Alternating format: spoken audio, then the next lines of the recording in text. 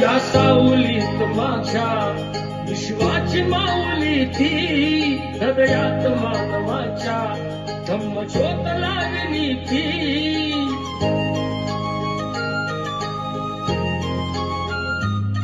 या सावलीत माझ्या विश्वाची माऊली ती, हृदयात मानवाच्या धम्मज्योत लागली ती. जग जिंकून झाले ते मित्र गौतमाचे,